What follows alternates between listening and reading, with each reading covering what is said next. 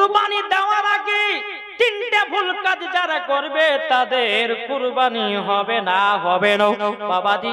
এক নম্বর বাবাজি মুসলমান ভাইরাও, এ সোনা মানিকেরাও, এখন কিছু বড় লোককে দেখা যায় বাবাজি আপনার হাটে গেছে, হাটে যাওয়ার পরে মোটা সোটা গরু কিনে নিয়ে এসেছি, নিয়ে আসার পরে মানুষের সামনে বলে বেড়াতে, দেখো দেখো আমার মতো কেউ কুরবানি দিতে পারে না, দেখো আমি 1 লাখ টাকা দিয়ে কুরবানি কিনেছি। আল্লাহ বলছে বান্দারে কি অহংকার দেখাছিস, এই কুরবানি তোর দরবারে, আল্লাহ বলছে আমার দরবারে কবুল হবে না। বাবাজি আপনার অনেক মুসলমানকে দেখা যায় বলে ভাই দেখো তোমাদের গরুর থেকে আমাদের গরুর গোশ বেশি হবে, আমরা বেশি করে ভাগ পাবো, বলে না কি গো? মোটা সোটা গরু পেয়েছে, এখন আরে ওয়াদ দলে ঢুকলে তো ভালো করতে পারে, এক দিয়েছে 7,000, ওকে লাগতো 7,000, একটা গরু মোটা আছে মানে এই গোশ বেশি পাবে, তাহলে আমাদের ভাগা থেকে যদি কম বোধে গোশ পড়বে। হ্যাঁ বাবা যে মুসলমান এইরকম নিয়ে যদি থাকে তার কুরবানি কবুল হবে না, কুরবানি হবে আমার আল্লাহর জন্য। জোরে বলেন সুবহানাল্লাহ। আল্লাহর রাস্তায় আমরা কুরবানি করব বাবাজি মুসলমান ভাইরাও। আপনাদেরকে বলা যায় 1 নম্বর বাবাজি গরু কিনে নিয়ে আসলে পরে অহংকার দেখাবেন না, বাবাজি আমি এত টাকা দামে গরু কিনেছি, আমার গরুর আপনার কুরবানির গোশত বেশি হবে, আমি বেশি ভাগা পাবো, বাবাজি মুসলমান এইরকম নিয়ত যেন না থাকে। 1 নম্বর হয়ে গেল। দ্বিতীয় নম্বর বাবাজি বেরাদর ইসলাম মুআজ্জাজ সামানি কিরাম, এখন অনেকে মানুষকে দেখা যায় রে বাবা বাবাজি কুরবানিতে কেউ বাবা ভাগা দেয় কি দেয় না, কি গো একটা গরু কয়জন থাকেন আপনাদের দিকে? 3টে 5টা 7টা থাকে না? একটা গরু 7টা থাকে। আচ্ছা বলুন 7টার ভিতরে যদি কেউ একজন সুদখোর থাকে কুরবানি হবে নাকি? কি রে ভাই কথা বলবো আপনাকে, একটা কথা বলি বাবাজি সোনা মানিকেরাও, একটা বাবাজি 1 বালতি পানিতে, একটু বুঝবেন ভালো করে বুঝবেন, 1 বালতি পানিতে যদি 1 ফোঁটা যদি মদ পড়ে যায় নাপাক, নাপাক জি কেন নাপাক হবে? 1 ফোঁটা পড়েছে নাপাক কেন হবে? কি গো 1 বালতি পানিতে যদি 1 ফোঁটা মদ পড়ে যায় বাবাজি পানিটাই হয়ে যাবে নাপাক। 7 জনের ভিতরে একজনের যদি সুদের টাকা ঢুকে যায় বাবাজি সবটাই হয়ে যাবে বেকার। ও মুসলমান তাই তোমাদেরকে বলতে চাই সুদ খাওয়া ছাড়ো, মদ খাওয়া ছাড়ো, জিনা করা ছাড়ো। এখনকার মুসলমান দেখা যায় বাবাজি লোক দেখানো কুরবানি করতেছে, বাবা এই লোক দেখানো কুরবানি আমার আল্লাহ দরবারে কবুল হবে না, কি হবে নাকি? কি গো আল্লাহ বলতে যখন আমার বান্দা বান্দিরাও কুরবানি হবে আমার রাস্তাতে। বেরাদর ইসলাম মুআজ্জাজ সামানি কিরাম 3 নাম্বার বেরাদর ইসলাম কুরবানি দেওয়ার আগে বাবাজি 3 ভাগ করতে হবে। কুরবানি যখন হয়ে গেল 3 ভাগ ভাগ করতে হবে। এখন কিছু কিছু বক্তা বার হয়েছে বুঝছে এই মশলা কোন কিতাবের মধ্যে নাই। আরে বোকা, কুরবানি গোশ এতে ক ভাগ করে? 3 ভাগ করে না? এখন কিছু কিছু বক্তা বাড়িছে বাংলাদেশে বলছে যে কোন কুরবানির গোশ 3 ভাগ করা চলবে না। জি বলছে না, বলছে শুনতে পেয়েছেন? শুনতে পেয়েছেন? হ্যাঁ আমরা শুনেছি বাবু মুসলমান, এরা বলতেছে কোন কুরবানির গোশ 3 ভাগ করা চলবে না। আর আমাদের মশলার কিতাবের মধ্যে লেখা আছে কুরবানির গোশ বা খাসির গোশ, আপনার কুরবানি বা আপনার আকিকার এই গোশগুলোকে 3 ভাগে ভাগ করতে হয়। এক ভাগ হচ্ছে আত্মীয় স্বজনের জন্য, একটা ভাগ হচ্ছে ফকির মিসকিনদের জন্য, আর আরেকটা হচ্ছে কার জন্য? বাড়িদের জন্য। বুঝতে পারলেন না? এই 3 ভাগ করতে হয়। এখন এরা বলছে যে ভাগটা করা চলবে না, যারা ভাগ করবে 3 ভাগে ভাগ করতে তাদের কুরবানি কবুল হবে না। তাই বলতে আরে বোকা, 3 ভাগে না করলে পরে তোমার কুরবানি কবুল হবে না, আকিকাও কবুল হবে না। বুঝতে পেরেছেন কিছু? তাহলে এই 3টা ভুল কাজ করা চলবে না। তা আপনাদেরকে বলতেছে বাবজি মুসলমান কুরবানি দিবেন, কিন্তু কুরবানি কার মতন দিবেন? বেরাদর ইসলাম আরেকটা আপনাদেরকে বলে যাই, কুরবানি দিবেন ভালো কথা, আপনার ছাগল হচ্ছে ক বছর? ছাগল ক বছর? 1, গরু 2, উট 5। দেখেন ছাগল হয়তো কেউ কুরবানি করছে, ছাগলের ভিতর বাবা একদিন যদি কম হয়ে যায় তাহলে হবে কুরবানি হবে না। যদি গরুর 2 বছর পুজতে একদিন বাকি আছে কুরবানি হবে না। উটের যদি আপনার একদিন পুজতে 5 বছর বাকি আছে বাবা কুরবানি হবে না হবে না হবে না। তাইলে বাবা যে মুসলমান এখন আপনি ভাবতেছে 1 বছর পুজলো তো না কি হবে, শরীরে তো মাংস বেশি আছে কুরবানি হবে। আরে বোকা, কুরবানি যত শরীরে গোশত থাক না কেন 1 বছর যদি না পুজে ওই কুরবানি আল্লাহর দরবারে কবুল হবে না। বেরাদর ইসলাম মুআজ্জাজ সামানিক রাম, তাই কুরবানি দেওয়ার আগে ছাগলের যেন 1 বছর পুজে, গরুর যেন 2 বছর পুজে, আর বাবাজি মুসলমান ভাইয়ের উটের যেন 5 বছর পুজে। বাবাজি এটা মশলার কিতাবে লেখা আছে, জোর বলেন না সুবহানাল্লাহ। বাবাজি মুসলমান ভাইয়ের আমরা কুরবানি কেন করি জানেন? জানা আছে কাউরে? কিছু কিছু মানুষ ভাবে যে গোশত খাওয়াকে কুরবানি বলে, বলে না?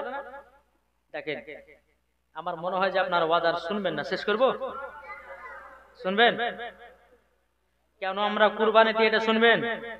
জি, একটু মন দিয়ে শুনবেন, আর মন দিয়ে যখনই শুনবেন বেরাদর ইসলাম ওই কাজ আপনার আল্লাহর দরবারে কবুল হবে। জোরে বলেন কি ঠিক না? কুরবানি কেন আমরা দিই আর কেনই বা আমরা করি বাবা চলেন। আল্লাহ পাক আল্লাহ তাআলা বলতেছে, ওগো আমার ফেরেশতারো দেখে নাও দেখে নাও, আমার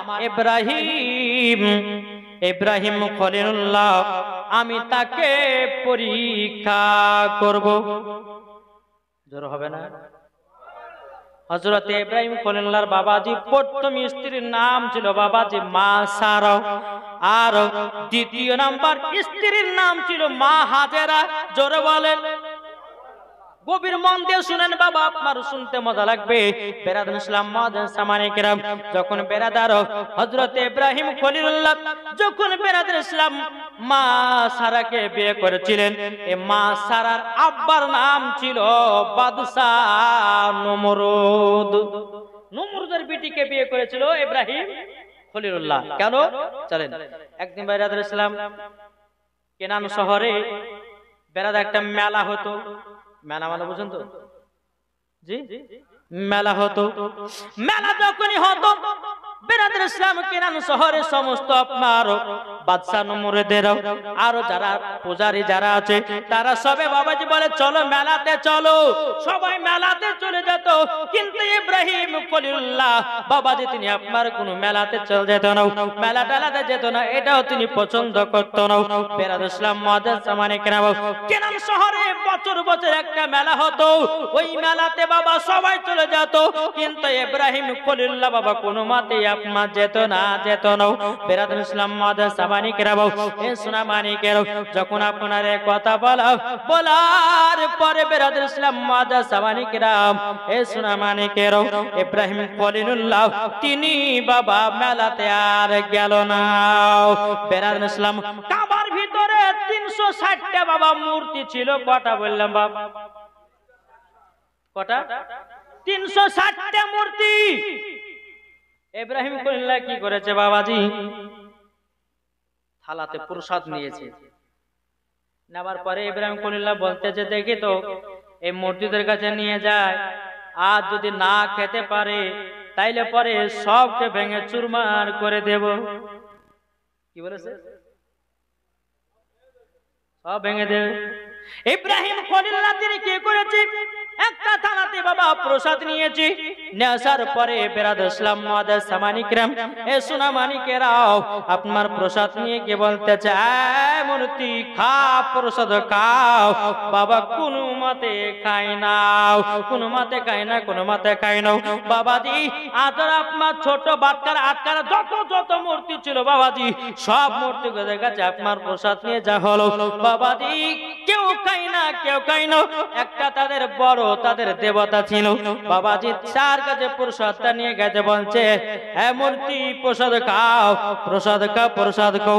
যখন বাবা যে কথা বলার পরে বাবা কোনো মতেই প্রসাদ খায় না, কোনো মতেই প্রসাদ খায় না। বাবাজি কি করেছে, ইব্রাহিম খলিলুল্লাহ তিনি একটা মুন্ডটাকে উড়িয়ে দিয়েছে। উড়িয়ে দেওয়ার পরে একটা কুলহাড়ি ছিল বাবা, কুলহাড়িটা ওদের বড় দেবতার গলায় ঝুলাইয়া দিয়েছে। ঝুলাইয়া দেওয়ার পরে বাবাজি সবাই মেলা থেকে এসেছি, কাবার ভিতরে ঢুকতেছে। কি ব্যাপার, আমাদের এই দেবতাগুলোকে ভেঙেছে বলো। বাবা কেউ বলে না, কেউ বলে না।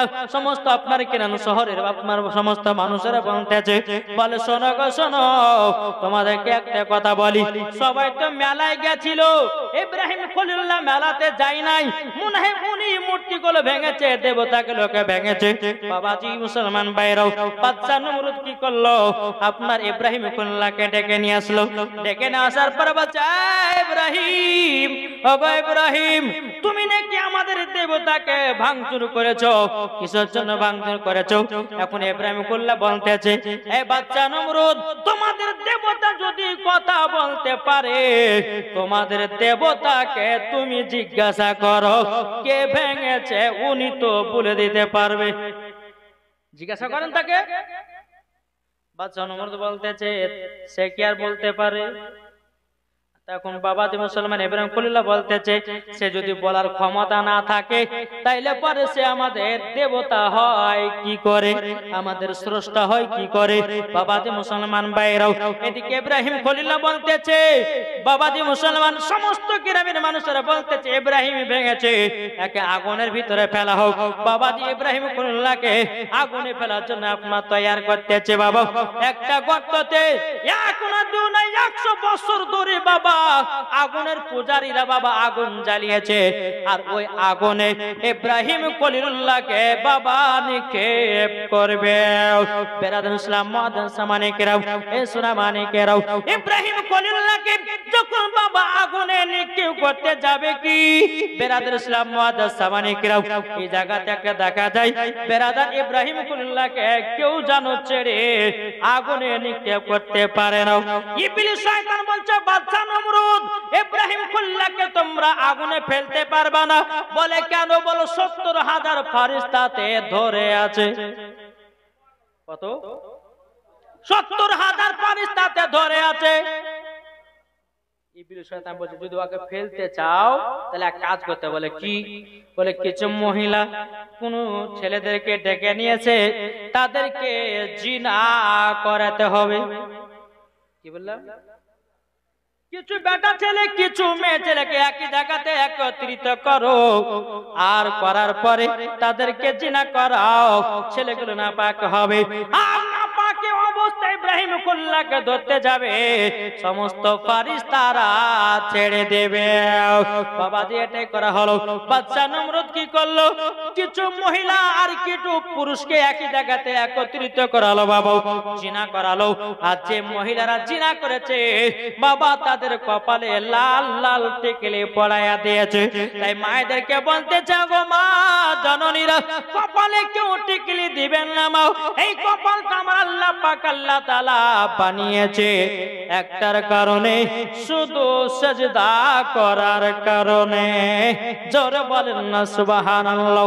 সিজদা করার কারণে, সিজদা করার কারণে বাবাজি ওই মহিলাদের কপালে লাল লাল আপনার টিকলি পড়ে দিল। কেন পড়ালো জানো? চিনতে পারে বাদশা নমরুদ ইয়ারা জিনাকারী। তাই হাদিস শরীফের মধ্যে এসেছে, যেই মহিলারা কপালে টিকলি ব্যবহার করবে ওই জিনাকারী নারীদের সঙ্গে জাহান্নামে যাবে। বুঝতে পারা গেছে? জি। ইব্রাহিম খলিলুল্লাহকে আগুনে ফেলবে কারা? ওই যারা জিনা করলো নাপাক গায়ে, সমস্ত ফেরেশতা ছেড়ে দিল। এদিকে ইব্রাহিম খলিলুল্লাহকে জ্বলন্ত আগুনে বাবা ছেড়বে। ইব্রাহিম খলিলুল্লাহ আল্লাহ পাক আল্লাহ তাআলাকে বলছে, ওগো রব্বুল আলামিন, রব্বুল আলামিন, আল্লাহ, ওগো আল্লাহ, আমাকে জ্বলন্ত আগুনে ফেলতেছে, আল্লাহ আপনি আমাকে হেফাজত করুন, হেফাজত করুন। আল্লাহ পাক আল্লাহ তাআলা জিবরিল আমিনের কাছে, আর জিবরিল আমিনকে বলে জিবরিল আমিন যাও আমার ইব্রাহিম খলিলুল্লাহর কাছে যাও আর তাকে জ্বলন্ত আগুন থেকে বাঁচাইয়া নাও। কিন্তু ইব্রাহিম খলিলুল্লাহর কাছে বাবা জিবরিল আমিন এসেছে, আসার পরে বলতেছে বলো গো ইব্রাহিম খলিলুল্লাহ তোমাকে আগুনে নিক্ষেপ করা হবে না, হবে না, আমি জিবরিল আমিন আল্লাহর তরফ থেকে এসেছি। তখন ইব্রাহিম খলিলুল্লাহ বলতেছে ওগো ইব্রাহিম খলিলুল্লাহ তবে শুনে রেখে দাও, শুনে রেখে দাও, তোমাকে একটা কথা বলি, আমি সাহায্য করার জন্য আমি এসেছি। ইব্রাহিম খলিলুল্লাহ বলতেছে ওগো জিবরিল আমিন আমি তোমার কাছে সাহায্য নেব না, আমি আল্লাহর কাছে ডাইরেক্ট সাহায্য নেব। জোরে বলেন না সুবহানাল্লাহ। যখন বাবা এই কথা বলার পরে হযরত ইব্রাহিম খলিলুল্লাহ তিনি আপনার কি করেছে রে বাবা, ইব্রাহিম খলিলুল্লাহ বাবাজি যেমন আগুনে নিক্ষেপ করতে যাবে কি রে বাবা, আগুনে আপনার ফেলে দিয়েছে, জ্বলন্ত আগুনটা যেন ফুলের বাগান হয়ে গেছে। কিসের বাগান? ফুলের বাগান হয়ে গেছে।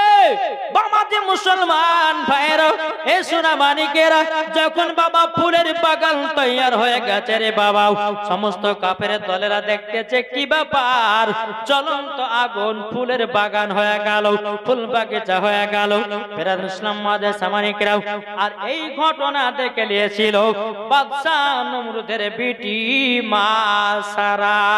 জোর বলেন সারা দেখে নিয়েছে, জানালাতে দেখছে কি ব্যাপার, এত জ্বলন্ত আগুন ওনাকে ফেলার পরে আগুনটা ফুল বাগিচা হতে পারে, নিশ্চয় ইনি কোনো সাধারণ মানুষ নয়, নিশ্চয় উনি আল্লাহর নবী হবে। তখনই মনে সারা দিল যে আমি ওনাকে ছাড়া কাউকে বিয়ে করব না। জোর বলেন। তখন মা সারা কি করলেন, ইব্রাহিম খলিলুল্লাহকে বিবাহ করলেন। ভালো করে বুঝেন, ইব্রাহিম খলিলুল্লাহকে বিবাহ করার পরে বাবা যে অনেকদিন চলে গেল, কোনো সন্তানাদি নাই, সন্তানই নাই।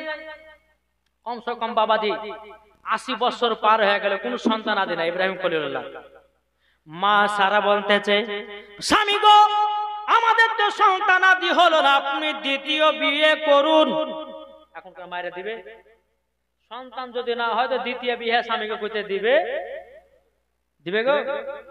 থুত না দিয়ে কেলাবে ধরে, হ্যাঁ বলে সন্তান হয়ে যাবে তো কি হয়েছে, আমি যতক্ষণ বাঁচা থাকবো তোমাকে বিয়ে করতে দিব না। বাবাদের মুসলমান সোনা মানিক আপনাদেরকে বলতে চাই, মা সারা কি করলেন, স্বামীকে বলছে স্বামী গো আপনি আরেকটা বিয়ে করুন যেন আমাদের সন্তান আদি হয়। জোরে বলেন সুবহানাল্লাহ।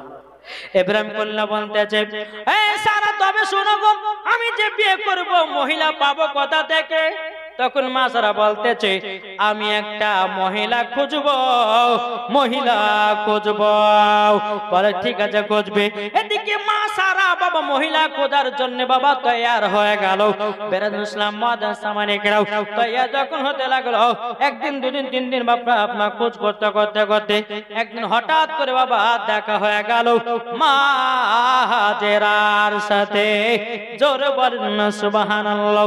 মা সারা মা হাজেরাকে বলছো গো হাজেরাও তোমাকে আমার স্বামী বিবাহ করতে চায়, আর তোমার সাথে আমার স্বামীর বিবাহ দিতে চায়। বলে কিসের জন্য? বলে আমাদের সন্তান আদি নয়, আমাদের সন্তান আদির একটা প্রয়োজন আছে, তারই জন্য আমার স্বামীর সাথে তোমার বিয়ে দিতে চাই। মা হাজেরা বলতেছে বলে আমি বিবাহ করতে চাই না। বলে কেন বিয়ে করতে চাও না? বলে এই কেন জানলে তোমার স্বামী আছে, আমি ঠিক মতো মোহাম্মত পাবো না। বলে কে বললে পাবে না? আমরা দুজনা যদি ঠিক থাকি আমরা একটা স্বামীর কাছে দুজনাই ভালোবাসা পাবো। জোরে বলেন না সুবহানাল্লাহ। এদিকে মা হাজেরা রাদিয়াল্লাহু তাআলা আনহা বাবাজি ইব্রাহিম খলিলুল্লাহকে বিবাহ করে নিলেন। জোরে বলেন। ইব্রাহিম খলিলুল্লাহকে যখন বাবা বিবাহ করলেন, করার পরে বেরাদুল ইসলাম মাদ্রাসা মানিকেরাম এ সোনা মানিকেরাও ও মা কালা শুনেছেন, মা রাতের বেলায় মা জননীরাও যখন বিবাহ শাদী করা হলো, কিছুদিন পরে বাবা একটা সন্তান জন্ম নিল, তার নাম হলো হযরতে ইসমাইল। জোরে বলেন নাম কি? হযরতে ইসমাইল। মা হাজেরার গর্ভে থেকে সন্তান জন্ম নিল, তার নাম হলো ইসমাইল। বেরাদুল ইসলাম মাদান সামানি کرام ইব্রাহিম খলিলুল্লাহ বাবাজি ইসমাইলকে এত mohabbat করে এত ভালোবাসে এত বাবা প্রেম mohabbat করে এত mohabbat করে আমার আল্লাহ পাক আল্লাহ তাআলা একদিন ফেরেশতাদেরকে বলছে এ ফেরেশতা দেখো দেখো ইব্রাহিম খলিলুল্লাহ তার সন্তান পেয়ে কতটা তাকে mohabbat করতে আছে তখন আমার আল্লাহ বলছে এ ফেরেশতা দেখো আচ্ছা তোমরা বলো তো ইব্রাহিম খলিলুল্লাহ আমাকে বেশি ভালোবাসে না তার সন্তানকে ফেরেশতারা বলছে বলে আল্লাহ গো আপনাকে নয় তার সন্তানকে বেশি ভালোবাসে আমার আল্লাহ বলছে না রে ফেরেশতা না ইব্রাহিম খলিলুল্লাহ আমাকে বেশি ভালোবাসে জোরে বলেন আমাকে বেশি ভালোবাসে যখন বাবা এক কথা বলার পরে বেরাদুল ইসলাম মাদান সামানি کرام আল্লাহ পাক আল্লাহ তাআলা বলছে এই ফেরেশতা দেখো আমি একটা পরীক্ষা নেব এই পরীক্ষাতে পাস যদি হয়ে যায় এটাই লাভবান হবে আল্লাহর ফেরেশতারা বলল ঠিক আছে তাই হবে বেরাদুল ইসলাম মাদান সামানি کرام ইব্রাহিম খলিলুল্লাহ একদিন বিছানায় বাবা শুয়ে আছে যখন বাবা শুয়ে থাকা বেরাদুল ইসলাম মাদান সামানি کرام আল্লাহ পাক আল্লাহ তাআলা স্বপ্নের মাধ্যমে বলতেছে গো ইব্রাহিম খলিলুল্লাহ তুমি কুরবানি করো প্রথম স্বপ্ন দেখলে ইব্রাহিম কুরবানি করো সকাল হওয়ার পরে বাবাজি 100টা উট কুরবানি করলো কুরবানি করার পরে বাবাজি আবার দ্বিতীয় দিন বিছানায় শুয়ে আছে বেরাদার আমার আল্লাহ বলছে ইব্রাহিম ওগো ইব্রাহিম আবারো তুমি কুরবানি করো আবার সকাল হলো বাবাজি 200টা উট কুরবানি করলো 200টা উট কুরবানি করার পরে আবার বাবাজি 3 দিনকার দিনে আপনার সাথেছে আর সেই দিনকার রাত ছিল বাবা জিলহজ মাসের 9 তারিখ দিবাগত রাত্রিতে বাবাজি এই স্বপ্নটা দেখতেছে আল্লাহ বলছে গো ইব্রাহিম আবারো তুমি কুরবানি করো ইব্রাহিম কল্লা বলছে আল্লাহ গো আল্লাহ আমি তো দুইবার কুরবানি করলাম আল্লাহ গো আপনার দরবারে কবুল হয় না বেরাদুল ইসলাম আল্লাহ বলছে ইব্রাহিম খলিলুল্লাহ আমার দরবারে কুরবানি কবুল হয় নাই তো ইব্রাহিম কল্লা বলছে আল্লাহ গো কি করলে পরে আপনার রাস্তায় কুরবানি হবে আমার আল্লাহ বলছে ইব্রাহিম খলিলুল্লাহ তবে শুনে রেখে দাও যাকে তুমি সবথেকে বেশি mohabbat করো ভালোবাসো যাকে তুমি mohabbat ভালোবাসো তাকেই তুমি আমার রাস্তায় কুরবানি করো জোরে বলেন না সুবহানাল্লাহ ইব্রাহিম খলিলুল্লাহ বাবা তিনি বুঝে গেলেন আমি তো mohabbat করি আমার বেটা ইসমাইল কে জোরে বলেন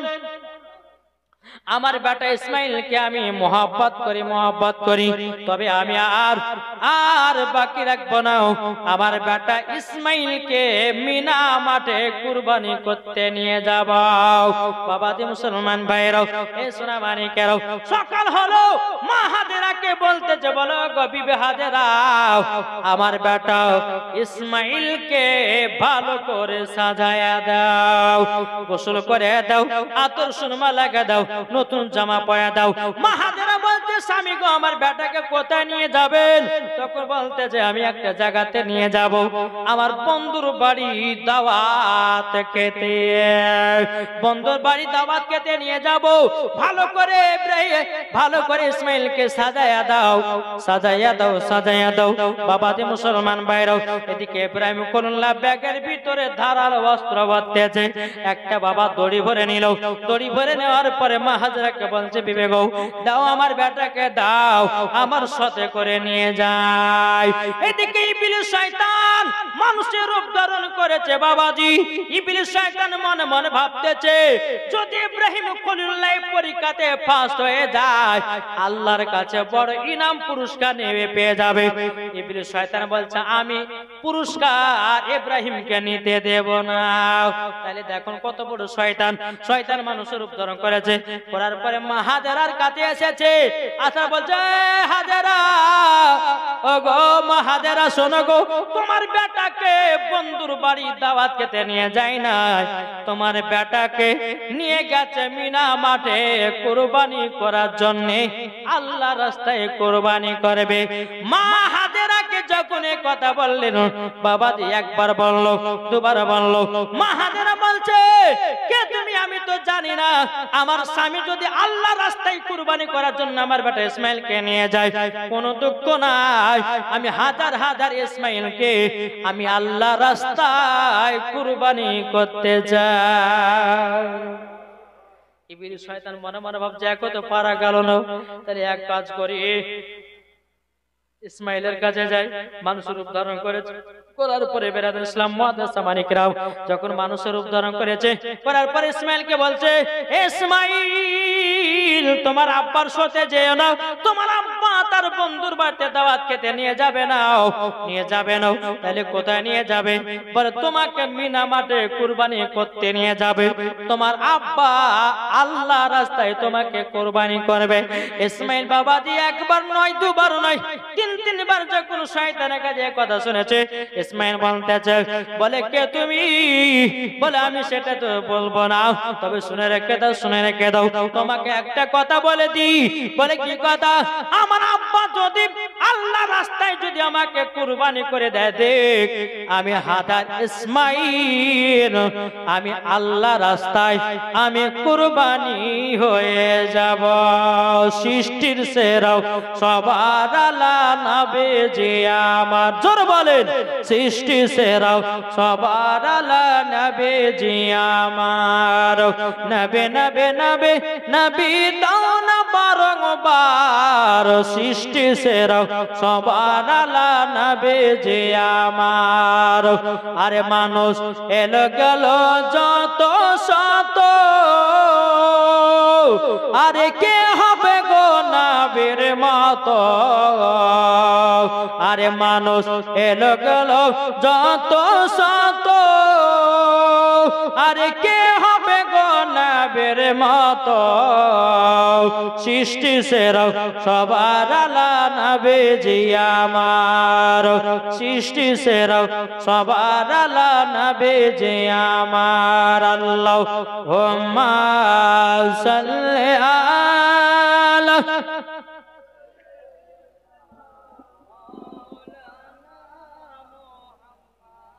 ওয়ালা আলি সাইয়্যিদিনা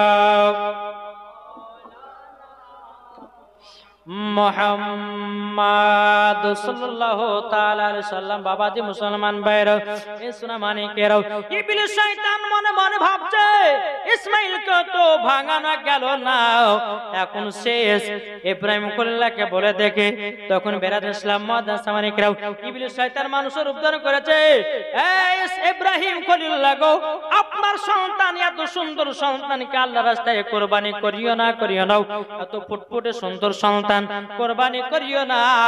ইব্রাহিম খলিলুল্লাহ বলতেছে, ইবলিস খবরদার আমার রাস্তা থেকে হটে যাও, হটে যাও, আমি আমার আল্লাহ রাস্তাতে আমার বেটা ইসমাইলকে কুরবানি করতে নিয়ে যাচ্ছি, জ্বালাস না, আমাকে তুই পারবে না, আমি হলাম আল্লাহর নবী ইব্রাহিম খলিলুল্লাহ। ইব্রাহিম খলিলুল্লাহকে যখন বাবা ইবলিস শয়তানকে যখন কথা বললো, ইসমাইলকে নিয়ে বাবা আপনার নিয়ে যাচ্ছে মিনা মাঠে। বাবা মিনা মাঠে যখন নিয়ে যাওয়া হলো, এদিকে ইসমাইল বলছে, আব্বা গো আমাকে কোথায় নিয়ে যাচ্ছেন? বলে বেটা গো, আমি তোমাকে নিয়ে যাচ্ছি আল্লাহ রাস্তায় কুরবানি করার জন্য। বলে তাই নাকি? বললাম। বলে আব্বা গো আমার কোনো দুঃখ কষ্ট নাই, কিন্তু আব্বা গো আপনি যখন আমার গলাতে ছুরি চালাবেন, আব্বা গো আমি তিনটা ওসিয়াত করব। ইব্রাহিম খলিলুল্লাহ বলছে, কি তিনটা ওসিয়াত? বলে ওগো আব্বা জান, আপনি তো আমাকে মোহাব্বত করেন গো আব্বা, আপনি আমাকে কুরবানি করতে পারবেন না, তার জন্য আপনি আপনার চোখে একটা পট্টি বেঁধে নেবেন। দ্বিতীয় নম্বর ওসিয়াত হলো আমার হাত পায়ে দড়ি বেঁধে দিবেন। তিন নাম্বার হলো আমার বড় বড় মাথার চুল আছে, এই চুলগুলো আব্বা গো তুমি নাড্ডা করে দাও, তারপর আল্লাহ রাস্তায় আমাকে কুরবানি করে দাও। বাবা যে সেটা করা হলো, হাত পায়ে দড়ি বাঁধা হলো, ইব্রাহিম খলিলুল্লাহর বাবা চোখেতে পট্টি মারা হলো। বেরাদুল ইসলাম মুআদ্দাসা মানিকেরাও শুইয়ে দিয়েছে মিনা মাঠে, এখন কুরবানি করার জন্য অস্ত্রটা বের করবে। এত ধারালো অস্ত্র বাবাজি, একবার যদি গলা গলাতে ছুরি চালায়া দেয়, বাবাজি মুসলমান একবারে বাবা সঙ্গে সঙ্গে পার হয়ে যাবে। বেরাদার ইসলাম মাদাস আমানেকরাও, ইব্রাহিম খলিলুল্লাহকে শুইয়ে দিয়েছি। বেরাদার যখন হযরত ইসমাইলের গলাতে বাবা ছুরি চালায়, এত কষ্ট আছে বাবাজি, কোন মতে বাবাজি ইসমাইলের গলা কাটে না। ইসমাইলের গলা কাটে না, দুমাত দিল তবু গলা কাটতেছে না। ইব্রাহিম খলিলুল্লাহ কি করেছেন বাবা, ওই অস্ত্রটাকে বাবা ধারালো অস্ত্রটাকে আপনার পাক দিয়ে ফেলে দিয়েছে। বাবা যে পাক দিয়ে রাগ করে ফেলে দিয়েছে, একটা পাথরে লেগেছে বাবাজি, ওই পাথরটা যেন আপনার দুই টুকরা হয়ে গেছে, কিন্তু ইসমাইলের গলা কাটে না। কেন না? আল্লাহ বলছে ওগো ইব্রাহিম খলিলুল্লাহ, ওই অস্ত্র পাথরের জন্য মানা নাই, কিন্তু ইসমাইলের জন্য মানা আছে। জোরে বলেন না সুবহানাল্লাহ। বাবাজি মুসলমান ভাইরাও, তিনবার বেলায় আবার ওই ছুরিটা অস্ত্রটা নিয়ে আসলো, যেমন আপনার তিনবারের বেলাতে আপনার কিনাও ইসমাইলের গলাতে আপনার ছুরি চালাতে যাবে। বেরাদের ইসলাম মাদ্রাসা মানিকরা, আল্লাহ বলছে জিবরিল আমিন জান্নাত থেকে একটা দুম্বা নিয়ে দাও। জোরে বলেন, জান্নাত থেকে একটা দুম্বা নিয়ে দাও। জান্নাত থেকে দুম্বা নিয়ে যাও। জান্নাত থেকে দুম্বা নিয়ে আসলো, ইসমাইলের জায়গাতে বাবা দুম্বাটা শুইয়ে দিল। এদিকে ইব্রাহিম খলিলুল্লাহ বাবাজি তিনি আপনার দুম্বার উপরে আপনার ছুরি চালাতেছে, আর ইসমাইল বলতেছে আল্লাহু আকবার, আল্লাহু আকবার, লা ইলাহা ইল্লাল্লাহ, আল্লাহু আকবার, আল্লাহু আকবার, ওয়ালিল্লাহিল হামদ।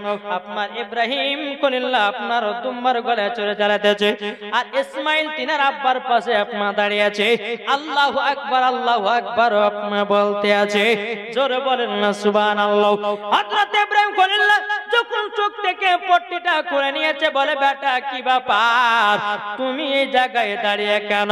যখন বলতেছে আব্বা গো আমি তো বলতে পারবো না। আমার ইব্রাহিম খলিলুল্লাহ বলছে আল্লাহ গো কি ব্যাপার, আমাকে গায়েবী আওয়াজ দিয়ে জানায়া দাও। আল্লাহ বলছো গো ইব্রাহিম, ওগো ইব্রাহিম এটা ছিল আমার প্রতি পরীক্ষা, তুমি তোমার বেটাকে বেশি ভালোবাসো না আমাকে ভালোবাসো, এটা আমার ফেরেশতাদেরকে দেখালাম। আল্লাহ বলছে বলো গো ইব্রাহিম, এটা আমি জারি করে দিলাম আমার বান্দাদের প্রতি, প্রত্যেক বছর জিলহাদ মাসের 10 তারিখে সবাই কুরবানি করবে। এটা হচ্ছে ইব্রাহিম খলিলুল্লাহর সুন্নাহ। তার জন্য আমরা কুরবানি করি আল্লাহকে রাজি খুশি করার জন্য। কি বলছে জি? তাহলে কুরবানি করবেন তো জি বাবাজি। এই কুরবানি যারা গরিব মানুষরা করতে পারবে না তাদের জন্য হক, তাদেরকে গোশত দিবেন। অনেক অনেক গরিব বাড়িতে দেখা যায় বাবাজি বেরাসাম বড় লোকেরা গোশত খায়, ফ্রিজের ভিতর রাখে গো, 1 সপ্তাহ 2 সপ্তাহ 3 সপ্তাহ ধরে ফ্রিজের ভিতর রেখে দেখাচ্ছে, কিন্তু একটা গরিব মানুষগুলো পরে বাবাজি একটু হয় গোশত তারাকে দান করে না। এমন এমন কিছু কিছু বড় লোক আছে, সবাই নয়। তাই বাবাজি মুসলমান, এই কুরবানি গোশত হচ্ছে আপনার ফকির মিসকিনদের জন্য। জি, যারা কুরবান দিতে পারবে না তাদেরকে দাও, ইনশাআল্লাহ আপনাদের জন্য আপনারা খাবেন। কিন্তু বেরাদ ইসলাম আমাদের নিয়ত থাকবে কি আল্লাহর রাস্তায় কি করবেন, আল্লাহর রাস্তায় কুরবানি করব। এই নিয়ত যখন আমাদের থাকবে ইনশাআল্লাহ দেখবেন আমাদের কুরবানি আল্লাহ দরবারে কবুল হয়ে যাবে। একবার দরবার আল্লাহুম্মা সাল্লি আলা মাওলানা মুহাম্মদ ওয়ালা আলে সাইয়্যিদিনা মাওলানা মুহাম্মদ সাল্লাল্লাহু আলা মুহাম্মাদিন মুহাম্মদ হরদম জবান से लिखलो पाक नामे मुहम्मद हरदम ज़बान से लिखलो सफियाना मुहम्मद मोदेर नबी जन्म हलो যেদিন মক্কায় শকুন গাছে ফল ফুটিল মরর সাহারায়। একবার জোরে বলো ভাই, জোর হবে না? মদের নবী জন্ম হলো যেদিন মক্কায় শকুন গাছে ফল ফুটিল মরর সাহারায়। মাগো মরর সাহারায় নবীর এক ইশারায় গাছে এসে সালাম জানায়। নবীর এক ইশারায় গাছে এসে সালাম জানায়। আসমানেরই যাহার শুভ কামনা মাগো তোমার লালের নাই তুলনা। জোর করুন জামানা দিবানা, জোরে জোরে বলো না। আর সুবহানাল্লাহ হবে না? জি। জামানা দিবানা, চিল্লে চিল্লে বলো না তোমার লালের নাই তুলনা মাগো তোমার লালের নাই তুলনা। পাড়ার ছেলেরা হালিমাকে ঝাঁকে ঝাঁকে কয় তোর মুস্তফাকে দেনা মাগো সঙ্গে নিয়ে যায়, মাগো সঙ্গে নিয়ে যায়। আদব সহকারে নূর নবীজিকে ঘিরে, আদব সহকারে নূর নবীজিকে ঘিরে নূরের দুলনাই দুলনা মাগো তোমার লালের নাই তুলনা। আল্লাহুম্মা সাল্লি আলা মাওলানা মুহাম্মদ ওয়া আলা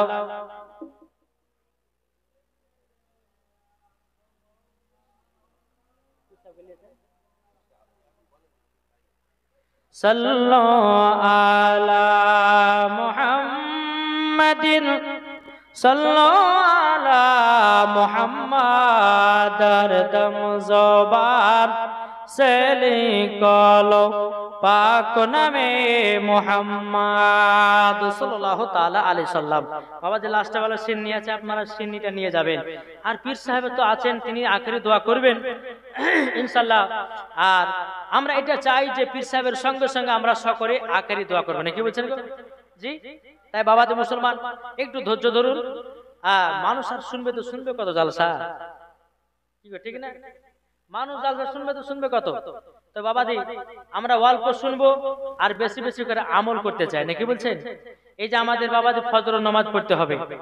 হ্যাঁ, ফজর নামাজ যদি আমরা সঠিকভাবে আমরা নামাজ আদায় করতে পারি, 5 ওয়াক্ত নামাজ, ইনশাআল্লাহ দেখবেন মরার পরে জান্নাতি হবেন। জোরে বলো সুবহানাল্লাহ। মুসলমানদেরকে কয়েকটা কথা বলে যাই, তোমরা 5 ওয়াক্ত নামাজ পড়ো, নবীর সঙ্গে মোহাব্বত করো, 5 ওয়াক্ত নামাজ পড়ো, আল্লাহর রাস্তায় কুরবানি করো, 5 ওয়াক্ত নামাজ করো, হজ করো, 5 ওয়াক্ত নামাজ পড়ো, যাকাত দাও।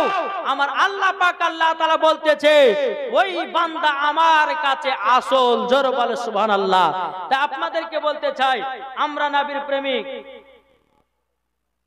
আল্লাহ পাক আল্লাহ তাআলা আমাদের সকলকে নবী মুস্তাফার প্রেমিক যেন বানিয়ে নেয়। জোরে বলেন আল্লাহুম্মা আমিন। জি, আল্লাহ পাক আল্লাহ তাআলা আমাদের সকলকে সঠিক রাস্তায় চলা তৌফিক দান করে। জোরে বলেন আল্লাহুম্মা আমিন। তাই আপনাদেরকে বলতে চাই মুসলমান, আমরা আজকে মুসলমান, আজকে রাস্তাতে চলছি, আমরা আল্লাহ খোদার নাম ভুলে যাচ্ছি, আমরা আর রাস্তাতে চলতেছি, কত আমরা গুনার কাজ করতেছি। তাই মুসলমান আপনাদেরকে বলতে চাই আমরা নবীকে যদি মোহাব্বত করতে চাই আর মোহাব্বত করে যদি আমরা অন্ধকার কবরে যাই, আমার আল্লাহ পাক আল্লাহ তাআলা বলতেছে মরার পরে জান্নাতি। জোরে বলেন সুবহানাল্লাহ। জি, আপনাদেরকে বলতে চাই পীর সাহেব আসছেন বেরাদ ইসলাম, আল্লাহ পাক আল্লাহ তাআলা আমাদের সকলকে যেন এই পীর সাহেব